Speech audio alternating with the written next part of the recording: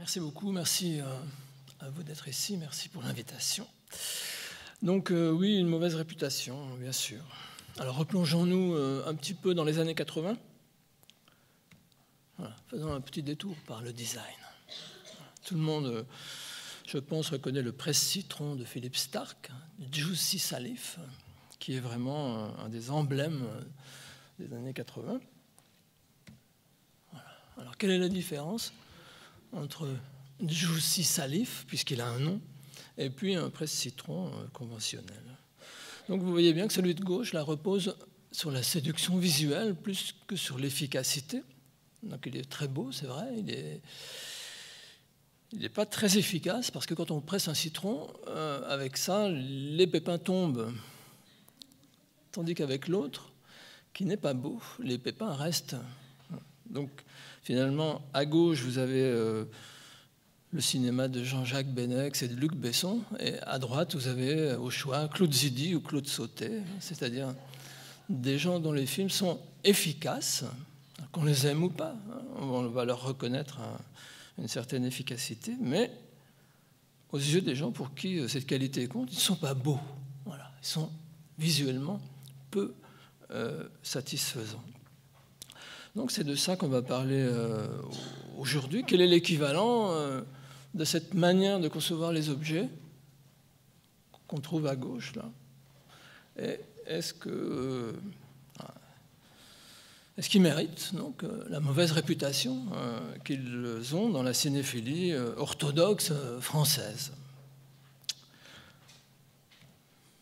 Alors, ce qui est assez intéressant, c'est que même si cette tendance explose, éclate dans les années 80, il s'agit d'une tradition très ancienne en France qui remonte aux années 20 et 30, et même bien avant. Quand on va au cinéma à Paris à partir de 1900, avant les films proprement dit, on voit alors ce qu'on n'appelle pas encore des clips, mais le chronomégaphone, par exemple, de Léon Gaumont et autres inventions de cette époque montrent, alors ça dure 3 minutes, mais montrent des chanteurs, des fantaisistes chanter, et c'est synchronisé avec des disques.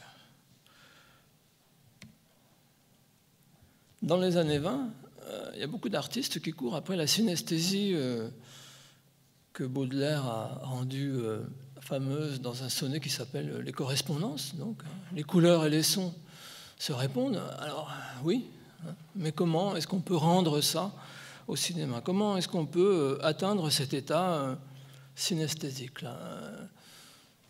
Ce moment où on a l'impression qu'aucune autre musique ne peut aller avec les images qu'on voit, aucune autre image ne peut aller avec la musique qu'on entend.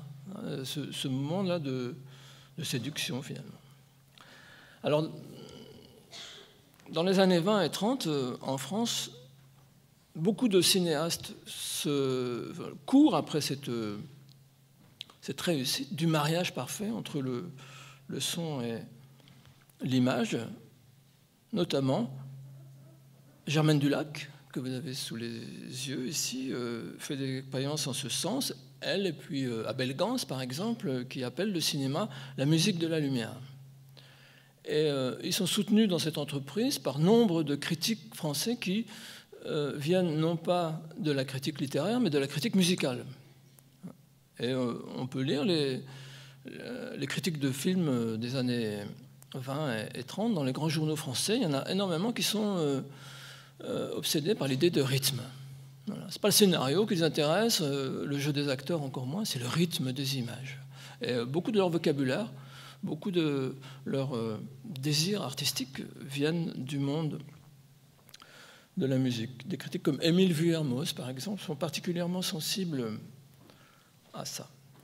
Et donc, les figures visuelles qui vont être bien plus tard rattachées à l'effet clip, elles apparaissent dans les années 20, alors presque toutes, sauf celles qui demandent une technique particulière qui n'a pas encore été inventée. Mais par exemple, le travelling avant immersif, le travelling avant gratuit, pas le suivi d'une voiture ou d'un autre objet roulant, non, le travelling avant gratuit comme sur les montagnes russes d'Entracte de René Clair en 1924, vous voyez, il est au point. Sauf que il y a quelques centaines de personnes à Paris qui voient Entracte, et cette figure ne devient pas du tout hégémonique. Voilà. Parce que la société n'est pas prête. Dans les années 20, il n'y a pas de roller, il n'y a pas de jeux vidéo, les escalators ne sont pas très nombreux, on ne roule pas beaucoup à bicyclette, en vélo, en voiture, pardon. C'est quelque chose de finalement assez marginal. Le travelling avant, on ne le vit guère soi-même. Alors, le voir au cinéma, bon. Man Ray aussi, hein, des gens qui gravitent autour soit de Dada, soit des surréalistes. Man Ray, si essaye, hein, vous avez des travelling avant dans le mystère du château de Dé, vous avez des superpositions avisées, hypnogènes, comme ça, avec des décadrages dans Emak Bakia, un court-métrage qui, quelques années plus tard, sortira. D'ailleurs, si vous tapez sur Internet Emak Bakia, vous le verrez sonorisé avec des 78 tours de Django Reinhardt. Et là, l'effet clip tourne vraiment à plein régime. Il y a une sorte d'osmose mystérieuse qui se crée entre ces images-là et la musique de Django. Des tentatives de cinéastes dits, bien plus tard par les historiens de cinéma impressionnistes comme Jean Epstein. Jean Epstein dans 6,5 11, qui est le format de la pellicule, ou bien La glace à trois faces, tente des figures immersives. Mais évidemment, il manque la musique, il manque la gratuité ludique, et il manque aussi peut-être les machines de synchronisation parfaite à l'époque. Alors, l'exemple le plus parfait, c'est peut-être les jeux des reflets et de la vitesse d'Henri Chaumette, qui est le frère de René Clair. Henri Chaumette accroche la caméra devant la locomotive d'une rame de métro. Et c'est parti, donc pour un petit tour de 2 minutes. Malheureusement, entre guillemets, sans musique, hein, mais si vous le regardez, il est en accès libre maintenant. Si vous le regardez, ce qui est fascinant, c'est qu'il laisse la caméra tourner pendant que la rame de métro est dans les tunnels, ce qui fait que les petites lumières qui sont accrochées sur le côté produisent un effet Star Wars, comme ça, 50 ans avant l'heure. C'est tout à fait impressionnant. Mais le nombre de personnes qui voient ce film d'Henri Chaumette est bien sûr ridicule. Et il n'est pas diffusé assez pour que... et puis la société n'est pas prête pour que ça provoque un changement réel. Alors tout autour de ces artistes gravitent un certain nombre de personnes, comme Raoul Haussmann, à cheval entre Paris et Berlin, qui essayent de bricoler un optophone, donc, pour... c'est ce que fait aujourd'hui iTunes, il suffit d'un clic, mais pour associer des jeux de lumière à une musique, ou bien en Allemagne, Oskar Fischinger.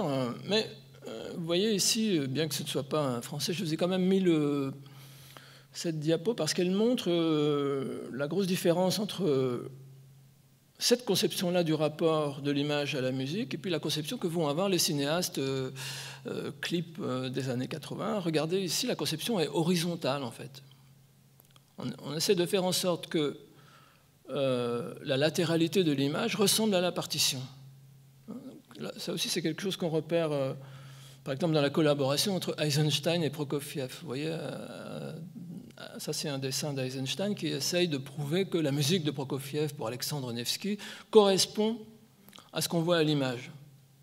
Mais vous voyez, il a une conception latérale de l'image, le décor, les lignes de crête, comme ça. Alors que dans les années 80, les années du travelling avant, on va avoir une conception comme ça,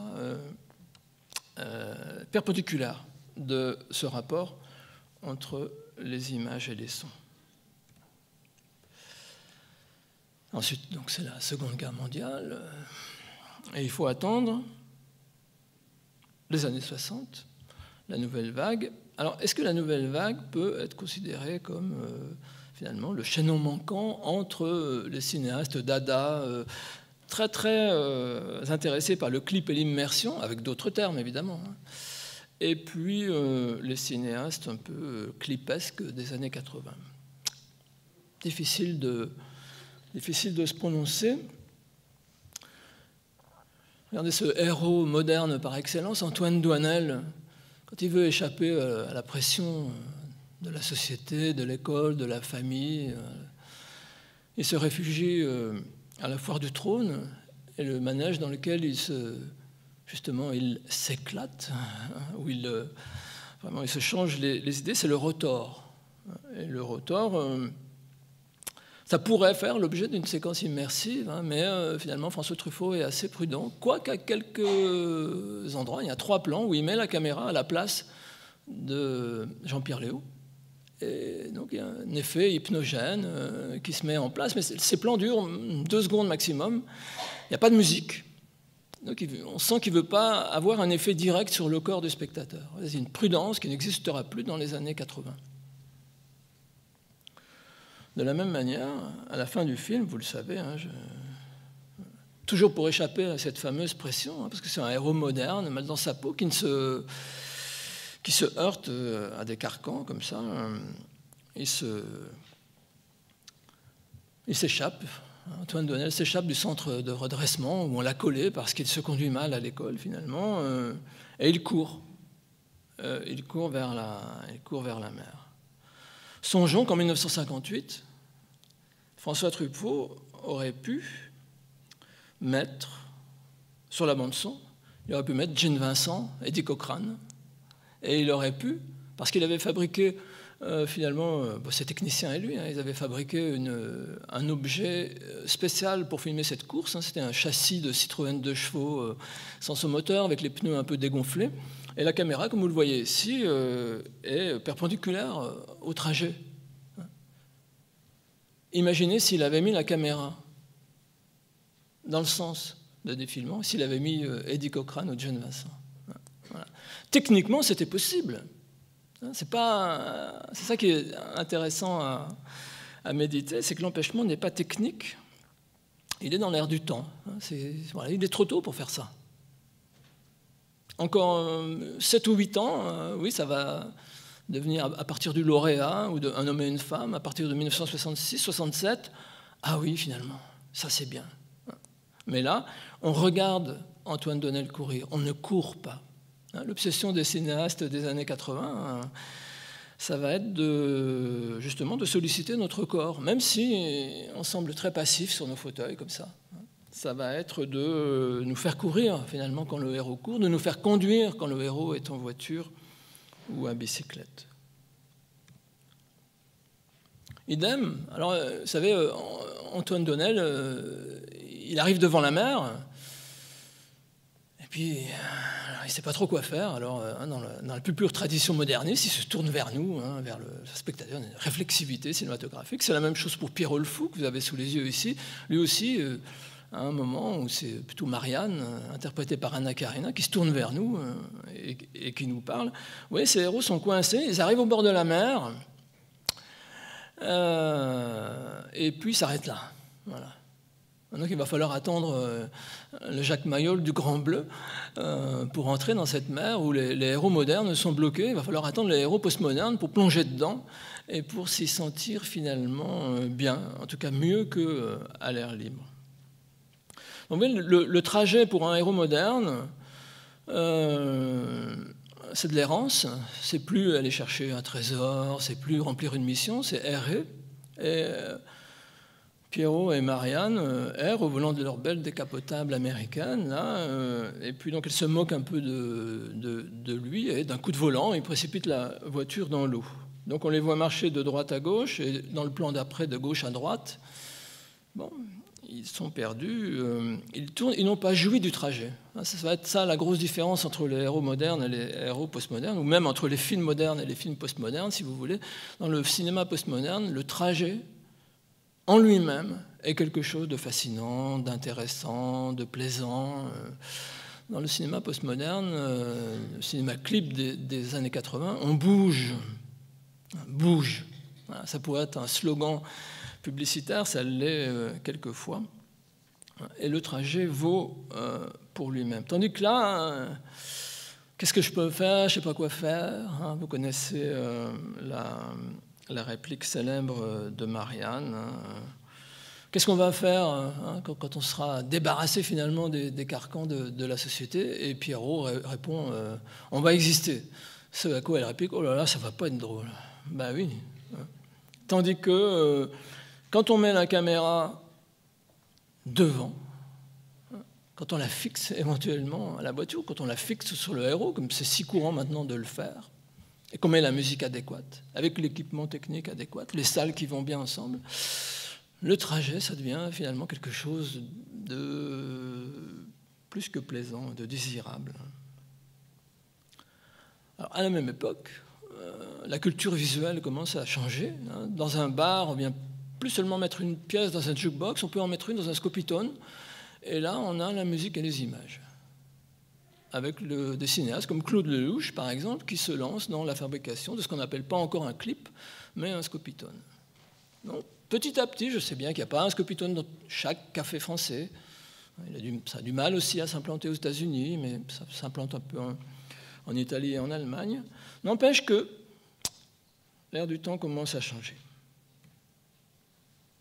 Alors, un grand changement arrive avec Un homme et une femme de Claude Lelouch en 1966, qui remporte la Palme d'Or à Cannes. Et là, on a des trajets qui ne sont pas encore tout à fait des trajets pour le plaisir. Là, il vient retrouver sa bien-aimée, donc Jean-Louis Trintignant, Anna Karina, à Deauville. La séquence est archi célèbre. Mais le trajet pour aller la retrouver prend finalement plus de place et plus d'importance que les retrouvailles proprement dites. Et puis, alors c'est presque pas tout à fait de l'effet clip parce que la musique a été composée exprès pour ça. Donc l'effet clip, on va plutôt parler de cette figure lorsque on prend une musique préexistante, de préférence une chanson, et qu'on synchronise le montage à ce qui existe déjà par ailleurs. Ici, c'est pas vraiment le cas. Le fameux Shabalabala de Francis Lay et Pierre Barou a été composé exprès, mais quand même, on est très très proche parce qu'à un moment, ils s'embrassent, ils se serrent dans les bras l'un de l'autre, puis il y a un chien fou qui passe sur la plage et la caméra se détache du couple pour aller regarder les ébats du chien, cependant que la musique bat son plein. Et puis on sent aussi chez Lelouch une velléité de nous faire effet directement par ce qu'on appelle pas encore donc la continuité intensifiée, un terme donc de David Bordwell, pour signaler, regardez, quelquefois la caméra est munie d'un téléobjectif, distance focale longue, on est très très loin d'eux, et d'autres fois c'est caméra à l'épaule avec une distance focale courte, et le cinéaste est tout près des objets. Et on passe de l'un à l'autre comme ça, ça provoque un effet quand même assez direct, ça nous sollicite directement. Et c'est quelque chose qui maintenant est d'une banalité absolue, évidemment. Alors même qu'il n'y a pas nécessité de couper, il aurait pu faire un plan général, un travelling de suivi, que sais-je encore, mais non, ça provoque quelque chose de manière directe. Et c'est ça qui va être systématisé dans les années 80. Mais il faut d'abord que l'air du temps change. Il faut d'abord qu'on soit prêt à trouver ces images non seulement acceptables, mais même banales. No future. Voilà. La fin des années 70, c'est à la fois donc l'explosion punk et l'arrivée des films rétro et de la guerre des étoiles. C'est à la fois donc le moment où le taux de natalité menace de baisser sous la barre des deux, c'est-à-dire où les sociétés les plus riches de la planète commencent à jouer avec cette idée là du no future, même sans être punk pour autant. Voilà, c'est la même idée. Donc s'il n'y a pas de futur, on peut regarder derrière soi. J'ai beaucoup travaillé par ailleurs sur la guerre des étoiles. La guerre des étoiles, comme son nom l'indique, enfin comme l'intertitre plutôt qui ouvre chaque film l'indique, ça se passe il y a très longtemps. Et la guerre des étoiles propose un monde limpide, où quand on regarde les objets, on voit immédiatement à quoi ils servent. Et ça ne s'accorde pas avec les objets qui sont fabriqués à cette époque-là. C'est à cette époque aussi que la société industrielle celle où on fabrique les choses, où on voit des usines quand on se promène dans certaines régions de France, est peu à peu remplacée par une société de services, c'est-à-dire qu'on ne va plus voir les choses. Par exemple, les aciéries Lorraine, vous voyez là, le remplacement d'une aciérie par le parc des Schtroumpfs, l'équivalent de Disneyland, mais pour les Schtroumpfs, évidemment, c'est marrant, hein, mais ça n'aide pas à comprendre d'où vient l'acier, d'où viennent les choses matérielles qui nous entourent. Et alors, ces ruines industrielles, là, ces ruines, ces bâtiments d'un temps où on pouvait lire la fonction des bâtiments en les regardant, eh bien, voilà, ils vont faire l'objet sous forme de ruines, souvent. Ils vont faire le décor de films comme Le Dernier Combat de Luc Besson ou Delicatessen de Caro et Jeunet dans les années 80 ou 91. Ce sera mon exemple le plus récent, Delicatessen, 91. Bon, je me suis dit à 2 ans près. Voilà, Diva aussi, qui se sert de décors industriels, mais dans des usines qui ne produisent plus rien. Elles sont là pour le look. Donc, oui, il y a quand même une grosse différence entre ça et ça. À gauche, on peut expliquer à un gamin comment ça marche. Il suffit de prendre une cocotte minute, lui montrer la vapeur qui sort, etc. On canalise la vapeur, les bielles, ça transforme le mouvement, etc. Mais moi, après tout, je ne sais pas bien comment ça fonctionne un TGV. Donc, c'est la même chose entre un projecteur de cinéma et un ordinateur. Un projecteur de cinéma, on voit bien comment ça fonctionne. L'ordinateur, c'est assez mystérieux. Et la réponse, donc, du cinéma dit cinéma clip, ça va être justement d'instaurer un nouveau rapport aux objets. Je vais faire un tout petit détour. Alors ici, on a le bunker de la dernière rafale qui est encore sous le régime de la nostalgie. Hein. Vous voyez, c'est le premier moyen-métrage donc, de Caro et Jeunet. Et vous voyez là des objets limpides, donc des tuyaux où passe la vapeur, des aiguilles, des manomètres. Et tout ça, c'est immédiatement compréhensible. C'est un imaginaire du 19e siècle, c'est comme dans Star Wars, ce qui reflète aussi un imaginaire du 19e. C'est l'époque aussi où voilà, les machines à vapeur, les volants, les manomètres occupent un certain nombre de clips du cinéma français, pas seulement des films, mais des clips. Ici, vous voyez le premier clip français à avoir jamais été diffusé sur MTV. C'est un clip de Jean-Baptiste Mondino, Cargo d'Axel Bauer. Donc vous voyez la mise en scène de cet objet limpide, là, immédiatement lisible, sauf que on est à une époque où il n'y a plus de machine à vapeur, il n'y a plus besoin de manomètre, c'est plutôt un compteur numérique qui va s'afficher. Même chose dans Mon Légionnaire, donc, où Gainsbourg est mis en scène par Luc Besson en 1988. Et vous voyez cette attirance pour des machines et des industries qui finalement n'existent plus, mais qui sont là comme signes. Faisons un petit détour dans les rayons du supermarché. On comprendra mieux peut-être. Voilà, le poisson est un objet limpide, hein, ça c'est sûr. Ça, par contre, c'est un objet opaque. Alors la postmodernité, c'est quoi? C'est ça. Voilà. C'est le look qui compte. C'est le look d'un poisson. C'est pas être un poisson, c'est le look du poisson. Si on ne comprend pas ça, on ne comprend pas le cinéma des années 80. Ce renvoi à un signe, mais c'est un renvoi particulier. Oui, c'est une évocation, un renvoi symbolique, ce n'est pas une empreinte. On peut refaire la démonstration avec un autre. Voilà. Une vache, c'est limpide. Par contre, le fromage, c'est pas limpide. Alors que fait Philippe Stark? On le retrouve. Voilà. Il fait Mister Meumeux, donc une boîte à fromage. Vous enlevez le sachet en plastique, qui est un objet opaque, vous mettez votre fromage, et comme il a la forme stylisée d'une tête de vache, il vous rappelle d'où vient, il tient un discours, donc, il vous rappelle d'où vient le fromage. C'est pas pour ça que ça devient un objet limpide, vous voyez. Il y a un rapport, il y a une... C'est l'image qui compte. C'est le reproche que fera Serge Danet à Luc Besson dans de nombreuses chroniques. Luc Besson ne filme pas une femme, il ne filme pas un Péruvien, il ne filme pas un plongeur, il filme l'image d'une femme, l'image d'un Péruvien, l'image d'un plongeur. Il y a quelque chose qui est de l'ordre du symbole plus que de l'empreinte. De même, c'est une époque où se développe l'idée de bodybuilding. Et donc, les muscles la différence entre les muscles d'un culturiste et les muscles d'un bûcheron, c'est que le bûcheron, ça lui sert à quelque chose, à soulever les branches ou la tronçonneuse. Mais ces muscles sont là parce qu'ils ont une fonction.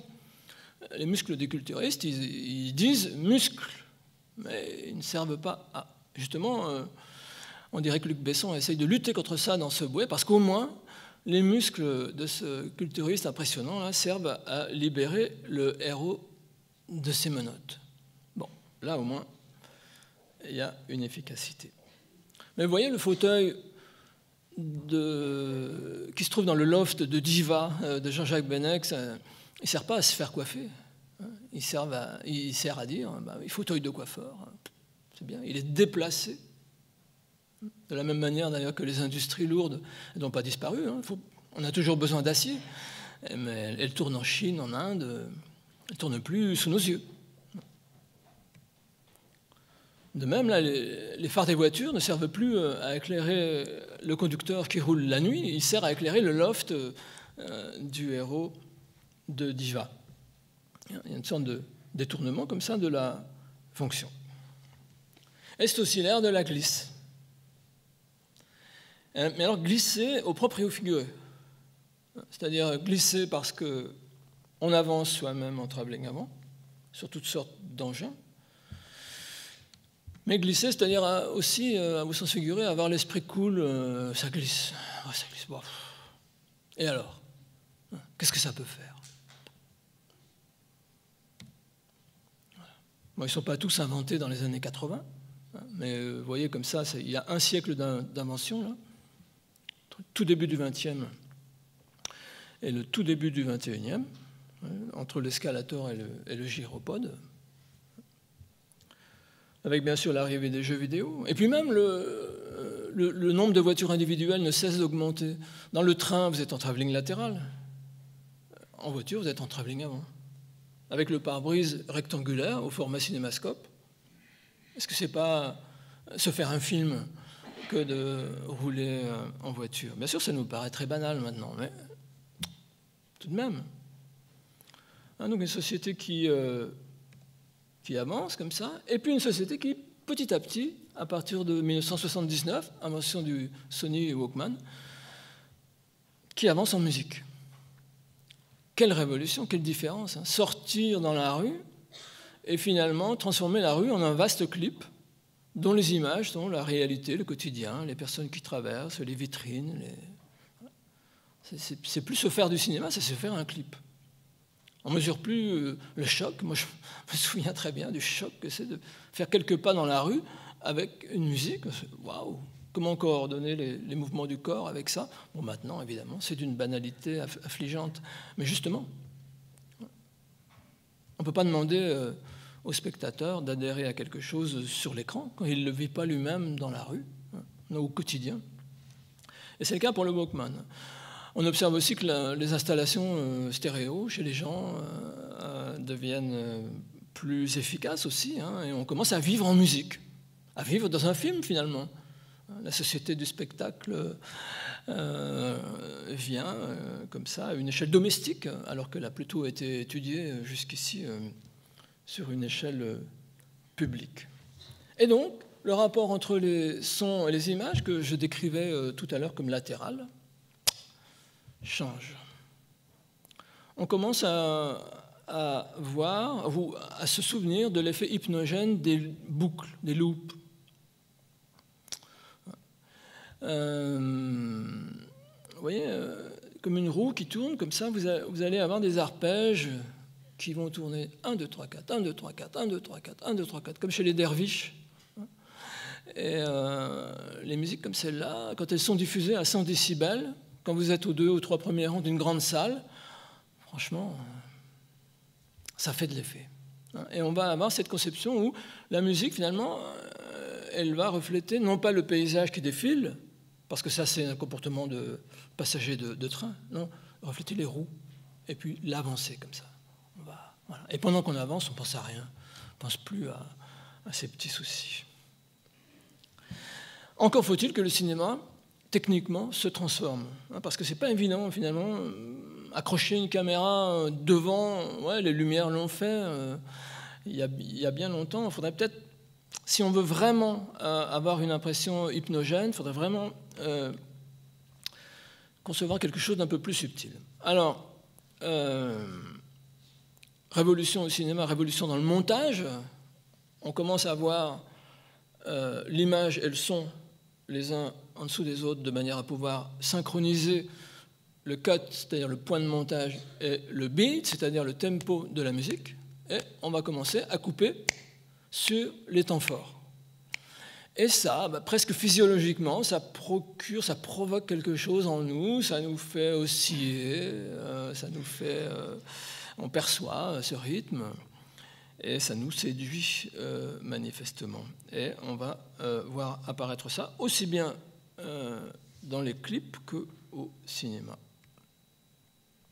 Je vous passerai tout à l'heure l'ouverture du Grand Bleu, le nom d'Eric Serra, le musicien est entouré, et vous pourrez vous amuser à...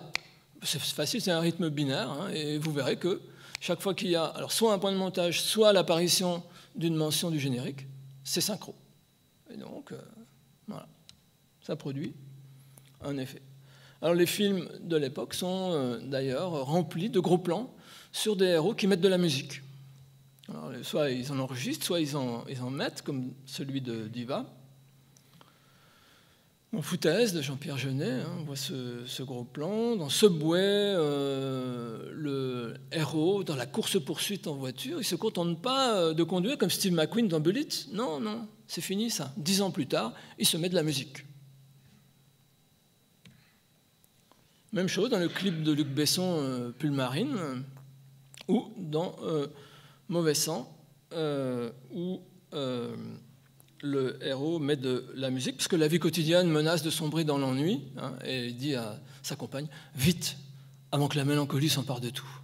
Bah oui, c'est vrai, met de la musique, et voilà, la vie quotidienne. D'ailleurs, la musique remplace quelquefois les paroles. Le héros du dernier combat, ou le héros du Grand Bleu, ils sont presque... Enfin, lui, il est dedans, ils sont guettés par l'aphasie. Les mots, non. La musique, oui.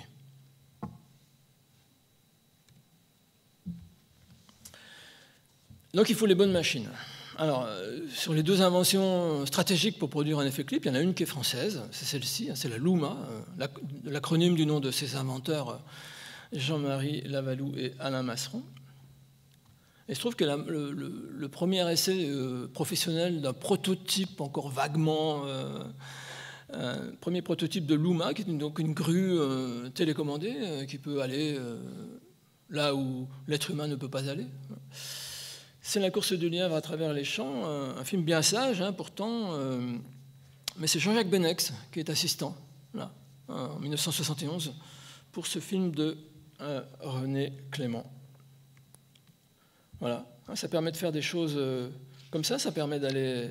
Ça permet d'atteindre des endroits inaccessibles, ça permet d'aller où l'être humain ne peut pas aller. Et la deuxième grande invention qui va favoriser la naissance de l'effet clip, c'est la Steadicam. Une caméra qui donc est liée au corps de l'opérateur sans être tout à fait liée à l'irrégularité de ses mouvements biomécaniques, comme on dit, puisqu'elle est munie de contrepoids, éventuellement de gyroscope, pour produire un effet planant, comme ça, que Stanley Kubrick trouve très étrange. C'est pour ça qu'il s'en sert pour, finalement, accentuer l'inquiétude du spectateur dans Shining. Vous voyez ici l'inventeur de la Steadicam, Garrett Brown, sur le tournage de Shining. L'invention, au principe, de cette machine-là, c'est le gyroscope. Vous voyez comment fonctionne le gyroscope? Il absorbe les mouvements dans les 6 directions possibles. Il absorbe les mouvements, il compense les irrégularités. Et ce qui est extraordinaire, c'est que le gyroscope date de 1857. C'était pourtant pas hyper compliqué de visser un gyroscope sur une caméra. Là encore, c'est comme tout à l'heure, Truffaut et le rock, c'était pas une impossibilité technique. C'est même pas peut-être qu'on n'y a pas pensé, c'est que ça n'avait aucun intérêt. Parce qu'il n'y avait pas la société qui allait avec, il n'y avait pas le regard qui allait avec, il n'y avait pas la culture visuelle qui convenait à accueillir des mouvements un peu oscillants comme ça. Et puis, un secours aussi technique, le son. Voilà. On commence à voir apparaître des haut-parleurs latéraux, alors que jusqu'ici, dans l'histoire du cinéma, le son a toujours été bien caché, hein, pour ne pas que le spectateur se doute qu'il passe à travers l'écran. Il vaut mieux penser que ce sont les acteurs qui parlent, comme au théâtre, et que l'orchestre est quelque part dans une fosse invisible.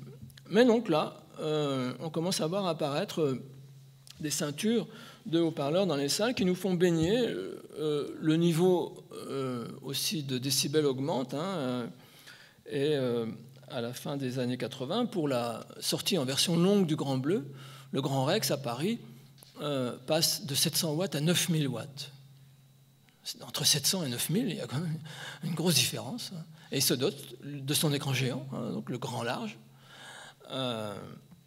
avec les haut-parleurs qui vont bien avec. Et donc le Grand Bleu sort avec un générateur d'air iodé au Grand Rex, de manière à ce que l'immersion soit complète.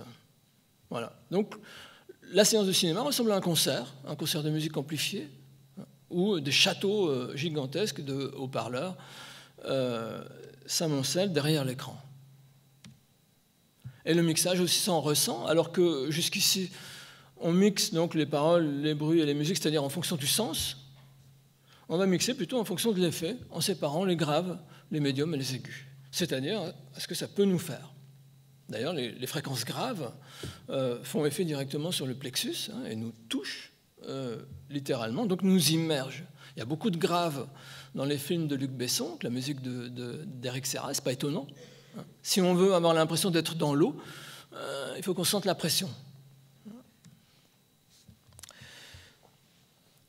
On fait une petite pause audiovisuelle sous forme d'extrait. Donc il y a deux salves de 4 extraits dans cette conférence. Voici la première. La projection va commencer par un film du temps où l'effet clip n'est pas encore là. Il va falloir quelques années, mais on va voir la réticence du metteur en scène à y aller, franchement. Dans les faits, il approche la chose, mais il n'y va pas directement. On est en 1974 et Louis Malle tourne Lacombe Lucien. Ça se passe sous l'occupation, donc avec un héros qui hésite un petit peu au début du film entre être un résistant ou être un collaborateur. Et donc, Louis Malle met pour sa séquence générique, parce qu'il n'oserait pas le faire en plein milieu du film, trop tôt pour faire ça, il se dit, bon, allez, pour le générique, je tente quelque chose. Voilà, on voit l'ouverture de Lacombe Lucien.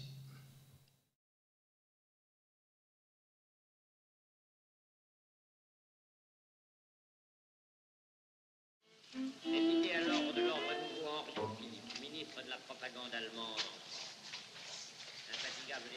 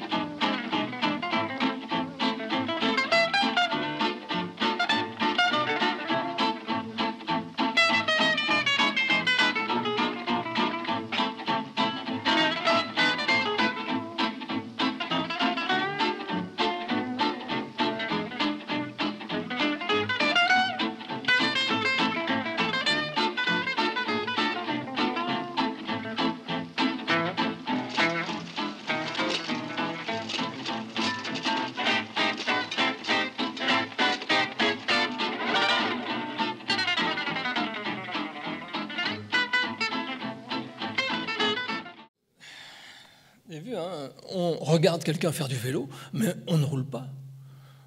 Et on a un travelling arrière, c'est pas mal, hein, on a 15 secondes de travelling arrière, on commence à être un peu bercé par la musique, mais on n'a pas le contre-champ. On ne roule pas, on n'est pas à sa place, on ne peut pas se laisser aller finalement. Pourtant ça va bien commencer, vous avez vu ce travelling avant là, qui passe à travers la fenêtre presque sur les premières notes de contrebasse, on se dit ça y est, la caméra avance au rythme où il balaie, mais non. Après, c'est complètement différent, on a de très longues distances focales et on le regarde avancer de loin comme ça. Deuxième extrait, je ne sais plus ce que... Je crois qu'on va passer à Diva, sauf erreur, de Jean-Jacques Benex.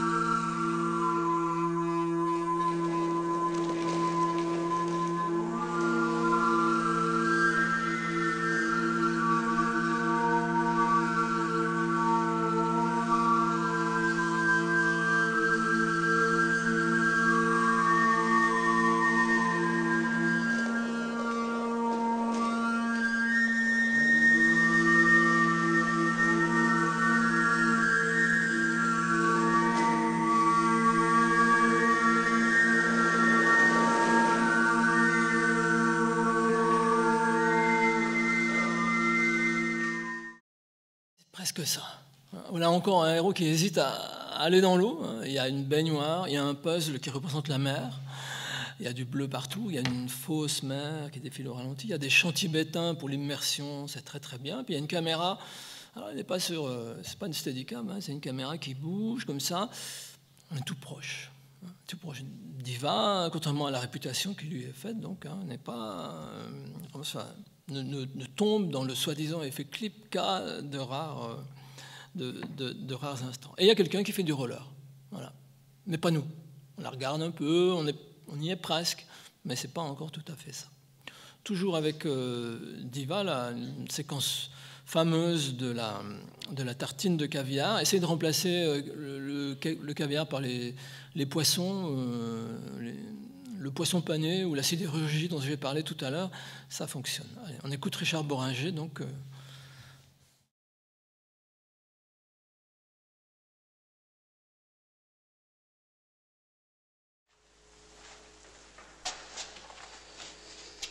La baguette. Le couteau. Pas trop mince, mais pas trop épais.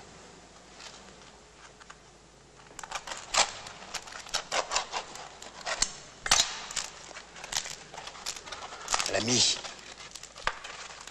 Fraîche. Pas trop. Ah, c'est tout un art. On nous envie dans le monde entier pour ça, nous autres les Français. Regarde. Tu cales. Il y en a qui se défoncent à la colle d'avion, à la lessive. Enfin, des trucs compliqués, quoi. Moi, mon satori, c'est ça. Le zen dans l'art de la tartine. Regarde, tu peux regarder. Il n'y a plus de couteau, il n'y a plus de pain, il n'y a plus de beurre. Il n'y a plus qu'un geste qui se répète. Un mouvement. L'espace. Le vide.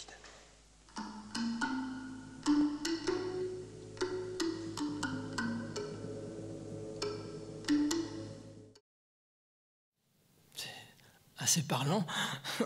Alors, il parle de Satori, il parle de Zen, il mélange tout, hein, le bouddhisme, mais ça ne fait rien, c'est pas grave. Ce Satori, là, c'est la communion parfaite. C'est ce que cherche aussi le héros du Grand Bleu, hein, en descendant tout au fond, donc à la fin du film.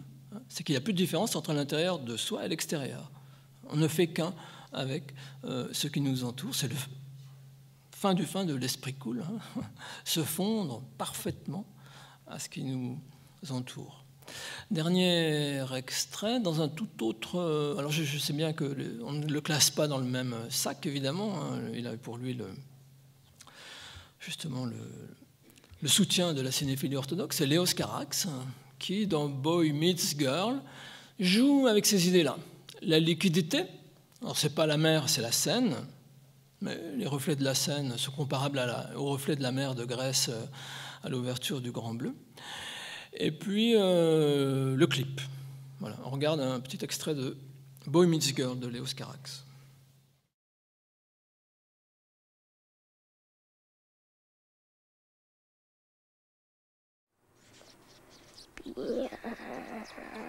Bientôt, je serai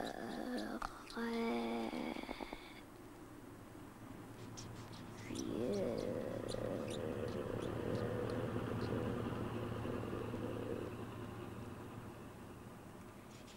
Et ce sera enfin fini.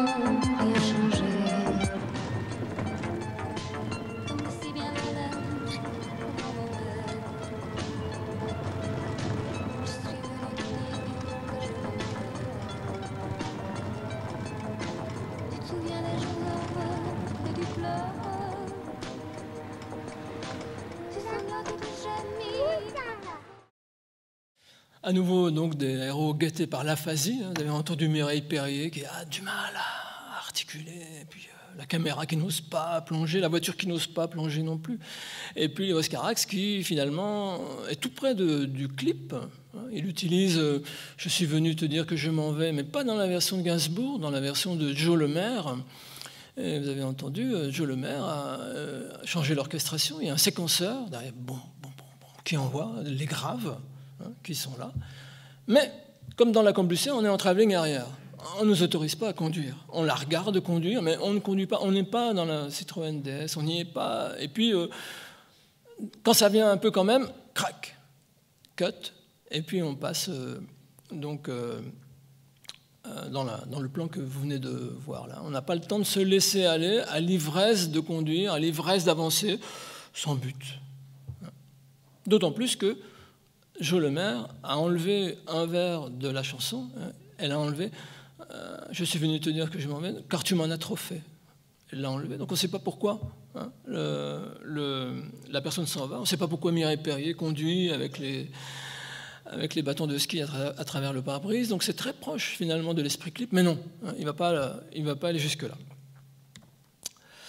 Alors l'immersion est quelque chose de évidemment capital. Il faut qu'on soit dedans, quand bien même le film ne nous plaît pas. C'est ça qui est... On va solliciter donc, en nous des automatismes, si possible. On va nous mettre en condition, donc, non seulement parce que quelquefois on a accédé à la salle de cinéma dans certains multiplexes par un escalator, on est venu à bicyclette ou en roller ou en skate, mais on nous met en condition dès le logo. Il y a énormément de logos de compagnies de production françaises, américaines et pas seulement, qui commencent par un travelling avant. Donc vous voyez, avant le Grand Bleu, là, il y a un logo où on survole. Il y a un logo où on survole les anciens logos de la Gaumont en travelling avant. Et donc, ça s'ouvre par un travelling avant à grande vitesse au ras de l'eau. Là, on commence par ne voir que des reflets, exactement comme on vient de voir là. Seulement, ils ne sont pas du même type. Ici, ils sont filmés en travelling avant et on nous propose de planer. Alors, pour accentuer l'effet d'immersion, vous voyez que l'horizon est courbe là. Ça veut dire que c'est filmé en distance focale courte. Et la distance focale courte augmente l'effet de pénétration. Quand vous voyez ce film au premier rang, aux 3 ou 4 premiers rangs, évidemment, voilà, Surtout que derrière, donc, il y a la musique d'Eric Serra. Vous trouvez ça dans La Lune, dans le caniveau. Cette fois, nous conduisons. C'est pas comme dans Boy Meets Girl qui est là. Cette fois, nous sommes au volant.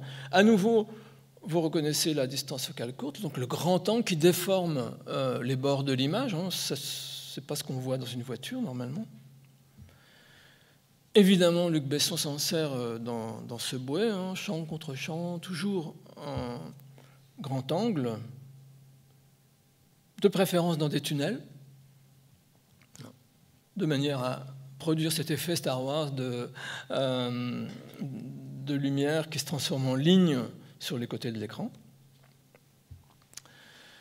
L'escalator, ça peut aussi se descendre entre les marches, hein, comme vous le voyez ici, donc ça s'appelle un toboggan dans ce bouet où Jean-Hugues Langlade fait du patin à roulettes à toute vitesse. Et vous voyez où est la caméra, hein. Là, c'est pas comme quand Antoine Donnel court. Là, on n'est pas loin de faire du roller parce que la caméra est très très près du sol et avance en suivant ses mouvements. Dans Diva, hein, donc, certes, on voit la voiture, on voit la personne conduire en travelling arrière, mais on a le contre-champ. Et cette fois, on traverse la place de la Concorde la nuit à toute vitesse. Et même des cinéastes qui sont dans les marges du champ, qui sont du côté du cinéma underground, hein, donc comme la dernière Énigme, donc, qui est, j'ai oublié son nom, de F.J. Hossan, donc, en 1982. Hein, donc même quelqu'un comme lui se laisse aller à ces plans immersifs, qu'on retrouve d'ailleurs dans ce clip de Jean-Baptiste Mondino pour le groupe Téléphone, en 1984. Je rêvais d'un autre monde. C'est quasiment les images des jeux des reflets de la vitesse d'Henri Chaumette, dont je vous parlais au départ, puisque la caméra est à nouveau sur les rames du métro. C'est peut-être même le même itinéraire. Strangulation Blues, premier court-métrage de Léos Carax. Cette fois, il avait mis la caméra à l'intérieur de la voiture. Il avait fait le contre-champ. Mais c'était un jour de pluie. Hein. Il y a toute une pudeur à montrer simplement l'avancée d'une voiture. Donc, il faut qu'on soit séduit aussi par le flou des gouttes de pluie sur le pare-brise. Ce n'est pas tout à fait la même optique.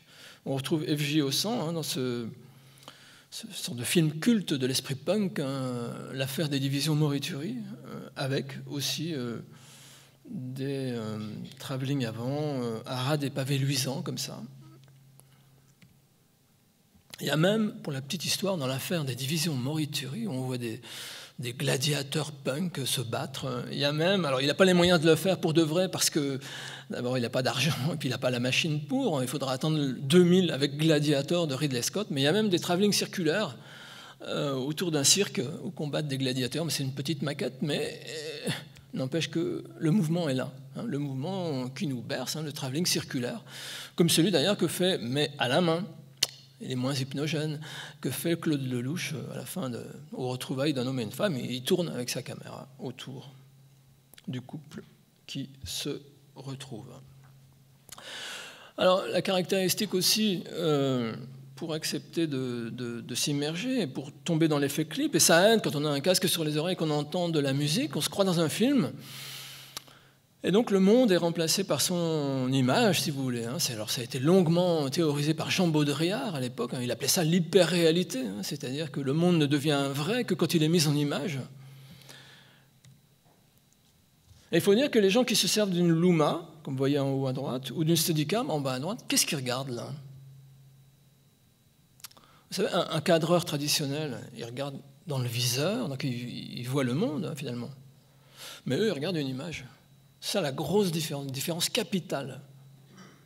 Une différence surtout éthique et esthétique, là, sont intimement liées, parce que moi, je me dis toujours, j'ai de plus en plus de mal à supporter les scènes de torture au cinéma. Je me dis toujours, mais comment ils supportent même de filmer ça? Quand ils filment ça, ils ne regardent pas l'acteur ou l'actrice en train de pousser des hurlements, le pauvre ou la pauvre. Ils regardent l'image. Finalement, c'est une sorte de protection comme ça. Et donc, l'image qui est faite est moins un reflet du monde qu'une construction d'image. Ça change un petit peu la donne que de ne pas voir le monde, mais directement, au moment même où on capte son empreinte, une image déjà faite du monde. Alors les reflets, l'acte de voir, vont être mis en scène dans d'innombrables films. Là, vous avez les deux. Vous avez quelqu'un qui regarde intensément et puis le reflet de ce qu'il regarde dans les lunettes dans Diva. C'est une image qu'on va énormément retrouver dans les clips. Dans Subway, le bunker de la dernière rafale ou Diva. Vous avez le geste d'entendre, le geste d'écouter. Vous avez des écrans partout aussi. On a l'impression qu'on n'a plus des yeux et des oreilles à l'ancienne. Dans un clip comme celui-là, il y a c'est un clip de Michel Gondry en 1989, et vous voyez qu'on voit des images, et pas directement le chanteur. On voit une image du chanteur, et qui se présente comme tel. La même chose dans Quelqu'un comme toi, un autre clip de Jean-Baptiste Mondino pour Taxi Girl en 1983, où clairement, là, alors c'est bien parce que c'est avant l'ère du tout numérique, vous voyez, avec des incrustations parfaites. Là, les incrustations, on voit tout de suite que c'est une incrustation. Et donc, ça accentue cette idée d'image plane et 2D comme ça. Vous tombez pour la France avec un jeune Étienne Dao. Ça se passe en 1987 et le clip est de Jean-Pierre Jeunet. Et donc, il y a tout un jeu sur les images qu'on retrouvera dans Amélie Poulain, dans le cas de Jeunet.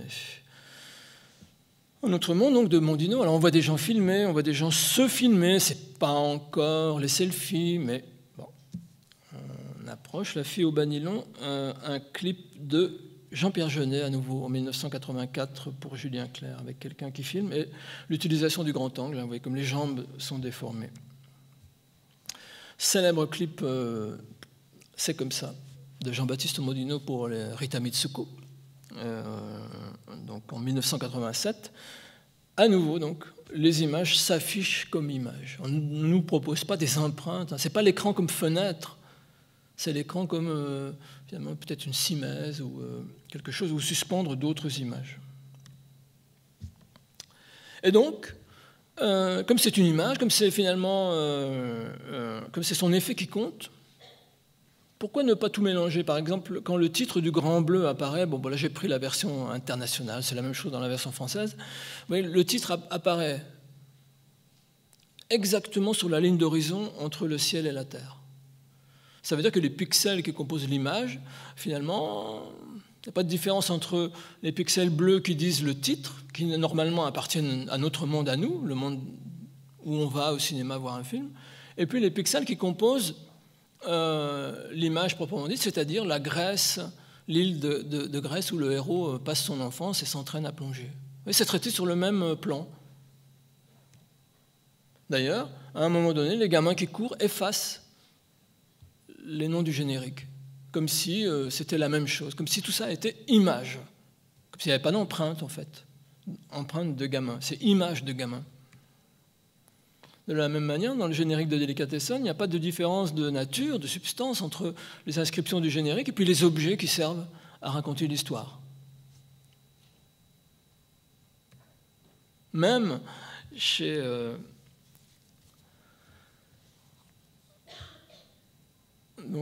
Ossan, pour l'affaire des divisions Maury-Thuré, vous voyez, il y a cette réflexion-là. Nous sommes devenus des images, il faut se réveiller, ça ne va pas du tout. Encore est-on bien loin de l'époque des selfies.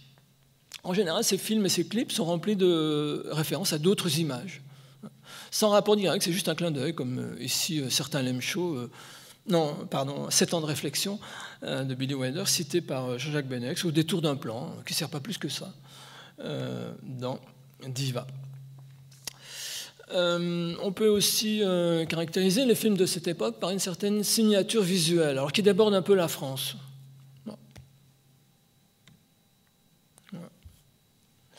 La signature visuelle, c'est quoi? C'est le bleu, les persiennes, les projecteurs plein cadre.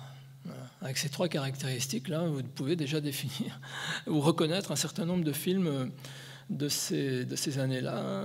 C'est d'ailleurs en rapport direct avec cette idée de monde image, Regardez, et puis d'immersion aussi. Regardez ce qui se passe donc chez Spielberg, ou bien dans 9 semaines et demie, un autre film typique de ces années-là, d'Adrian Lyne, avec les projecteurs en face. Des images qu'on retrouve en France, donc les projecteurs en face dans Delicatessen. Subway, vous voyez l'utilisation des persiennes dans Subway de Luc Besson n'est pas à des années-lumière de l'utilisation qu'en fait Lyne dans 9 semaines et demie. Si, 9 semaines et demie, La Lune dans le caniveau, Subway, les néons bleus cadrés de face. C'est devenu une sorte de signature visuelle de ces années 80. La liquidité aussi, toujours l'élément liquide très important. On retrouve ça dans Flashdance, toujours de Adrian Lyne. Regardez donc où sont placés les projecteurs dans le plan au-dessous. Là, on voit bien que ce sont des projecteurs. De même, l'héroïne exerce la profession de soudeuse. C'est bien quand on aime mettre des projecteurs dans le champ. On retrouve les néons, les reflets. Elle vit aussi dans un loft. Encore exerce-t-elle la profession de soudeuse. Il y a encore une sorte de connexion comme ça entre la lumière et la matière. Mais bon, c'est bien le dernier exemple. Alors, festival de reflets absolument insensé dans La Lune dans le caniveau. Pas tous bleus, il y a un peu de néon vert. Voilà. Et une autre caractéristique aussi, mais qui est due aux machines, quand vous avez une grue immense, bah, pourquoi pas l'envoyer un peu partout, y compris dans des espaces inhabitables. Alors, quelle différence par rapport au cinéma classique? Quelle différence par rapport à, je sais pas, un John Ford qui disait bah, moi je ne mettrai jamais la caméra à un endroit où un être humain ne peut pas aller. Elle est toujours... voilà. Bon. Et ce n'est pas le cas ici. On en profite parce que les caméras se miniaturisent.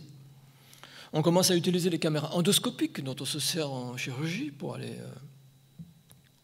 un peu partout. Regardez, ça, ce n'est pas une image naturelle. Personne ne peut être coincé entre le levier de vitesse et le... Et on regarde Christophe Lambert qui conduit la voiture de Subway. On a droit à un reflet aussi, avec un effet de prisme, avec une image séduisante. Quelle différence avec les autres poursuites en voiture qui ont précédé. On peut s'introduire dans toutes sortes de tuyaux minuscules, comme un chirurgien s'introduit dans l'aorte, grâce aux caméras endoscopiques, ici dans Delicatessen de Caro et Jeunet. Regardez par exemple, là, le facteur arrive. Je ne sais pas, imaginez, vous êtes metteur en scène, le scénario, c'est marqué, le facteur arrive. L'assistant vient vous demander, où est-ce que je mets la caméra ? Ah, je sais pas, moi, tu la mets devant la porte ou tu la mets sur la moto. Non. On la met dans un endroit insensé et la machine, bon, je ne sais plus exactement quelle machine c'est peut-être un simple travelling, mais la machine va se déplacer. D'ailleurs, vous avez vu tout à l'heure l'extrait de Diva pendant que Boringer explique la tartine de beurre. C'est pas fixe, il n'y a pas un seul plan fixe là-dedans, la caméra tourne autour. Alors, elle ne tanque pas parce que c'est encore une caméra à l'ancienne, mais elle tourne. Et là, donc, l'arrivée du facteur, c'est le prétexte à effectuer un trajet, et qui plus est, un trajet perpendiculaire à l'arrivée du facteur. Ça dynamise le plan, évidemment. On le verra tout à l'heure, dans un instant, dans le Grand Bleu. Regardez là, Jacques Mayol, enfant, court pour aller chercher son masque et ses palmes. Question, où est-ce que je mets la caméra? Réponse, bof, mets-la plutôt là. Pourquoi? J'ai dit ça dynamise le plan. Bien sûr, quand on croise quelqu'un, admettons, vous croisez quelqu'un sur une route, la personne roule à 100 à l'heure, vous roulez à 100 à l'heure, l'un par rapport à l'autre, vous roulez à 200 à l'heure. Ça va beaucoup plus vite quand vous comparez vos vitesses respectives. Donc là, le fait de mettre la caméra, alors soit à 90 degrés, comme très souvent à l'époque chez Besson, Spielberg aussi le fait à l'époque. Maintenant, je suis presque sûr qu'il la mettrait, d'ailleurs il le fait beaucoup dans Jeanne d'Arc, quelques années plus tard, il la met en face, et là, les vitesses donc, sont multipliées par 2. Vous voyez comment on dynamise le plan. De même, quand le gamin va sauter pour aller chercher une pièce dans le port, donc où est-ce qu'on met la caméra? On ne la met pas longitudinalement, on la met perpendiculairement à la trajectoire des gamins. Et là où Luc Besson est vraiment malin, c'est que quand vous mettez la caméra là, ce n'est pas qu'une astuce formelle, ce n'est pas seulement pour dynamiser le plan, c'est aussi, dans la plus pure tradition classique, pour annoncer ce qui va suivre, c'est-à-dire le plongeon du gamin dans l'eau. voyez comme on joue sur les deux tableaux ici. On ne peut pas dire que c'est de la gratuité formelle. Donc, il y a un vieux fond comme ça, classique chez Luc Besson. Et puis bien sûr, donc, la liquidité, donc le satori à la portée de celui qui expérimente l'élément liquide. Alors ça aussi, c'est un rapport avec un changement sociétal. On vous demande de la flexibilité. Être flexible, être comme ça, une algue.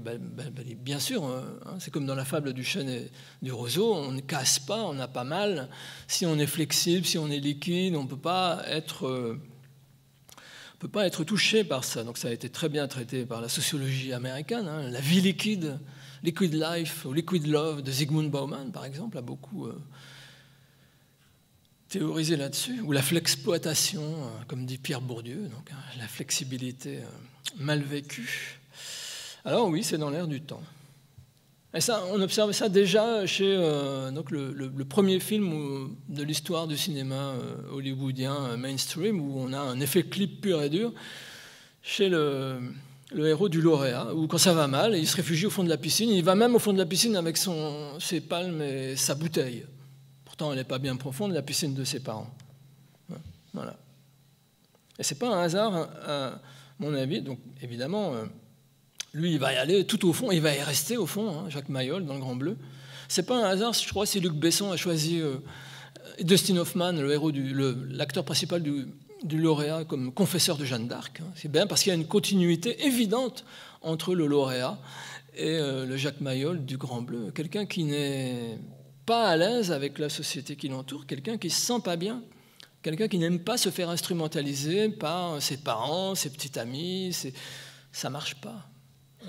Et donc, s'il veut vraiment vivre un satori, il faut qu'il trouve autre chose. Bon, c'est possible. On voit ça pas seulement dans Le Grand Bleu chez Luc Besson, mais dans le clip de Pull Marine pour Isabelle Adjani. Et on voit aussi ça pendant 2 heures dans son film Atlantis, où il n'y a pas de héros. C'est juste une balade au fond de l'eau, une pure immersion. Là, le public a un peu traîné des pieds pour y aller, mais c'est une pure immersion finalement. On trouve aussi ça dans Delicatessen, dans d'innombrables clips où les musiciens jouent sous l'eau, comme si c'était en l'air libre. Et donc, nous allons passer à la deuxième salve d'extraits pour illustrer tout ce que je viens de dire. J'ai oublié l'ordre dans lequel ces extraits vont passer. Si je peux avoir juste, là, pour me rafraîchir la mémoire, la première image.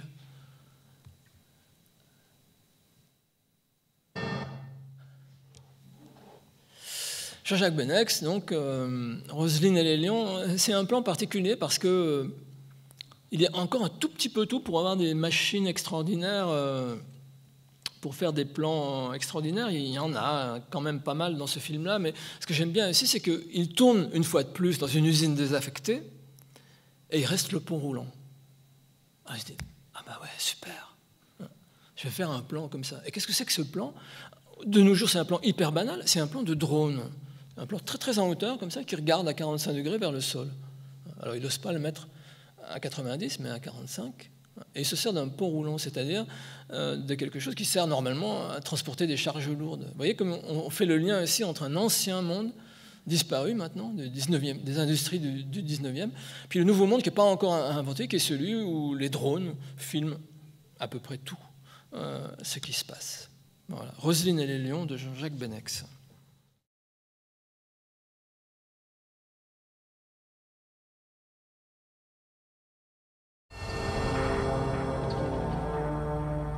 Fini les petits os, les ambiances familiales. Il devait désormais affronter les grandes organisations.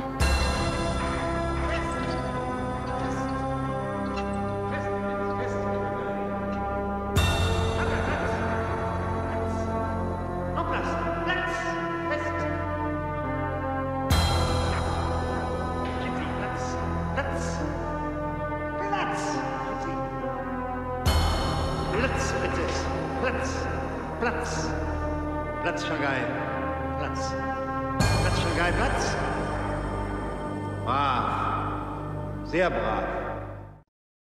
Voilà. Donc vous avez vu un certain des thèmes qui ont été évoqués ici. Bien sûr, il y a des gens qui font du roller et il y a une piste circulaire qui va permettre de faire des travelling circulaires hypnogènes. Donc. Ensuite, si ma mémoire est bonne, on va passer à Subway de Luc Besson. Donc Subway, un film policier. C'est pareil, vous ouvrez la page du scénario. Le commissaire et son équipe descendent dans le métro. Allez, on passe, on fait une ellipse, on va les montrer directement sur les quais du métro. Non, dans ce cinéma-là, le trajet, quand bien même ce commissaire n'est absolument pas glamour, c'est Michel Galabru, avec son équipe, c'est pas du tout... Tant pis, ça va donner lieu à une scène d'une virtuosité sans rapport avec l'enjeu. Il y a un petit décalage ironique, bien sûr, hein, parce que l'ironie fait partie de l'esprit cool. Regardons...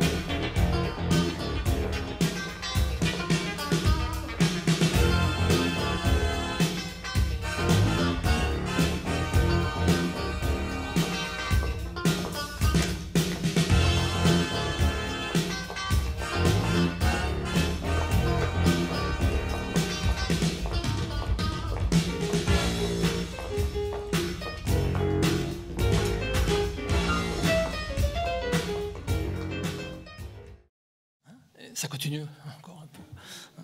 Mais quelle virtuosité, hein, songez que quelques années plus tôt, un cinéaste comme Kubrick ou un cinéaste comme John Borman prenait la Steadicam pour mettre le spectateur mal à l'aise, pour évoquer quelque chose d'étrange, une entité comme ça prête à bondir sur les gens. Là, la Steadicam, elle sert à suivre sans qu'on ait des chaos du cadreur qui descend pourtant les escaliers. C'est pas évident, mais vous voyez, la machine avec ses gyroscopes ou ses contrepoids absorbe et nous plonge dans un état. Avec l'aide de la musique, bien sûr, nous fascine, hein, quand bien même on déteste ce genre de cinéma. C'est difficile d'échapper à cette séduction, à moins de fermer les yeux ou de se boucher les oreilles. Donc faisons l'expérience là maintenant de la synesthésie avec l'ouverture du Grand Bleu. Essayez donc de battre la mesure avec les pieds et puis observez ce qui se passe à l'écran, cependant que les temps forts sont marqués par la boîte à rythme d'Eric Serra.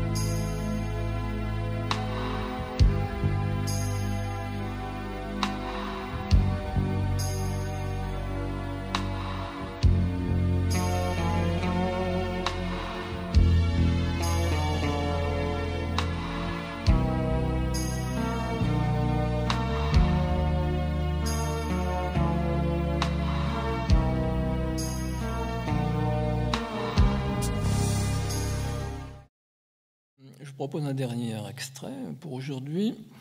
On repasse à Léos Carax. Alors, quelques années après Boy Meets Girl, il se dit, allez, cette fois, effet clip, dans Mauvais sang. Et l'extrait comporte vraiment 2 volets. Le premier volet, c'est, si vous voulez, j'ai l'impression quelquefois qu'on retrouve le couple Marianne et Pierrot qu'on a laissé sur la plage. Là, avec l'héroïne s'appelle Anna, ça aide à faire le lien. Et puis elle n'arrive toujours pas à parler. J'arrive pas, les choses sont trop... Et à ce moment-là, contrairement à ce qui se passe avec le couple godardien, hein, où c'est le héros qui prend les initiatives et qui prend les initiatives, ça se termine mal, hein, mais bon. On met de la musique. C'est-à-dire on transforme le quotidien en spectacle, et il y a quelque chose là qui se réveille, et au lieu de se suicider, comme un héros moderne, coincé comme ça, eh bien, le héros de Mauvais sang trouve une autre solution, en rapport direct donc avec l'effet clip. Voilà, donc, première partie de l'extrait.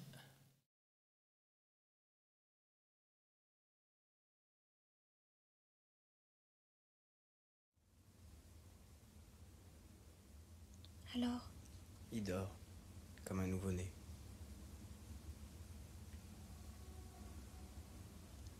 Je suis contente que tu sois là, ici avec nous. Tu mets un disque? Vite avant que la mélancolie s'empare de tout. Rien ne bouge plus. Comme si... Je me sens si...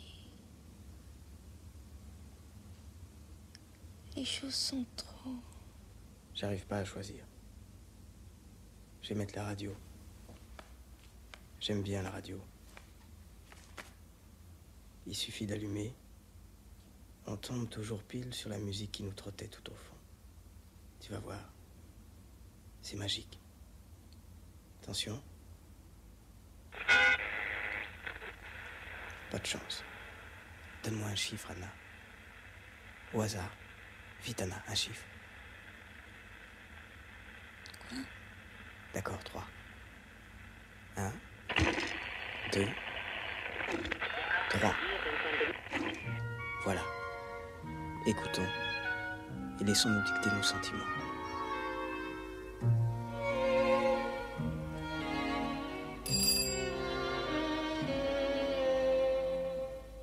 J'ai pas de regret d'avoir fait ce que j'ai fait.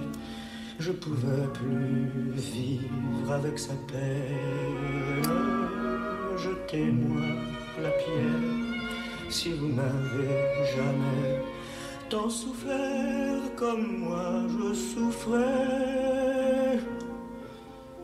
Par grande misère, elle avait oublié ce que c'est pour de vrai quand on s'aime. Mon soleil d'hiver, mon eau fraîche en été, ma Nelly, je l'aimais, je l'ai tuée. Écoutons et laissons-nous dicter nos sentiments. Voilà. Vraiment, ça c'est une forme de liquidité du quotidien. Mettre de la musique et puis suspendre donc le jugement affectif, jugement cognitif aussi. Et pas de chance, il tombe sur une chanson qui est l'équivalent de la sidérurgie ou des marchandises ou de la causalité du 19e siècle. Une chanson dont les paroles ont été écrites par Boris Vian et qui est chantée ici par Serge Reggiani. J'ai pas de regret d'avoir fait ce que j'ai fait. Je l'aimais, je l'ai tué. Alors, l'amour fou, c'est-à-dire le héros classique, celui qui est vraiment donc poussé par des pulsions très très fortes. Hein. Et donc, évidemment, la distance entre un héros comme ça et celui qui se laisse dicter ses sentiments par la musique qui passe par hasard à la radio, c'est quand même... Voilà. C'est quand même, il y a une différence terrible. Donc on dirait que c'est irréconciliable et qu'il n'a plus qu'à se suicider comme Pierrot le Fou. Mais pas du tout. Une autre forme d'amour, donc l'amour moderne, par David Bowie, passe à la radio. Et là, c'est plus seulement ces sentiments qui vont être dictés. Voilà, on termine avec ça. Denis Lavant, donc, dans le rôle principal.